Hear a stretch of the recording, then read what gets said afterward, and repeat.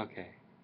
So, to answer the first question, what I have learned so far in the MENA region, the Middle East and North Africa, um, basically what I've learned is that the environment is being depleted because of the development and overuse of the natural resources that are being used in the MENA region, especially water and agriculture is dying out. The switch from rural populations moving into the more urban populations, the overcrowding in urban populations is a problem now because there's just no agriculture in the rural populations. There's no water, there's no food anymore, and that's I think the biggest issues I've been seeing is one, lack of water, and two, lack of food.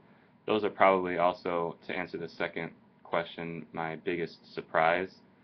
Um, is just the fact that that whole region imports a huge majority of its food. I think when I was reading, most of the regions is like up to 90% of all their food is imported, which means the production of their food is only around 10%.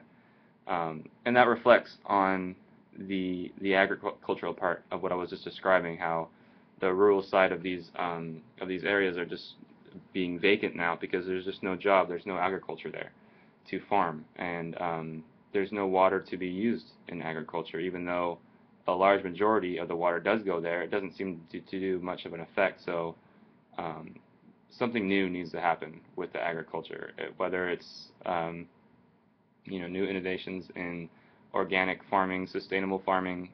Something needs to happen there. They need to start producing their own food.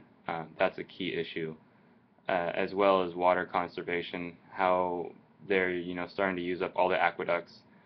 The water is going to run out, and again, the whole oil thing, they're going to run out of that as well, because that's the only really natural resources they do have an abundance of. But I mean, even if it's abundance now, it will be an issue in the coming years, because when you use an excess amount of a natural resource in an unsustainable way, it's going to deplete sooner or later. Um, Question three, my favorite readings that we've done. There's not particularly one favorite reading I've had, but the readings that have to do with the Arab Spring and how the environmental aspects have affected the Arab Spring. I know there's multiple articles we read that dealt with how the correlation was between how the environment, the food scarcity, water scarcity, how that really kind of added in a factor to the Arab Spring. The timeline that we have was pretty cool to look at. You can actually have that interactive timeline, the certain events that led up to Arab Spring. That was cool. I also really like any of the clips that we have. I like watching clips. That to me they're more enjoyable than reading, but because there's so much reading in college. But so the videos are a nice break, and you still get a lot of great information out of the videos. So seeing more of those would be nice for me. I'm not sure if my peers have the same outlook on that. Sparking my interest. What has sparked my interest?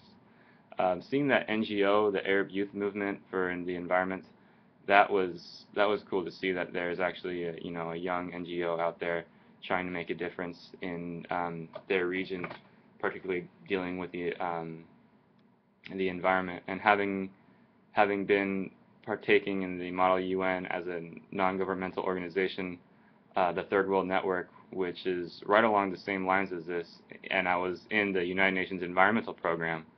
So my NGO had a lot to do with helping developing worlds in a sustainable future. So a lot of what we're copying, we're taking notes in class, and what we're talking about here, I've actually been able to apply in the Model UN in New York. So these two classes were great together, and I think I solved all the four questions. So that's it for me. Bye bye.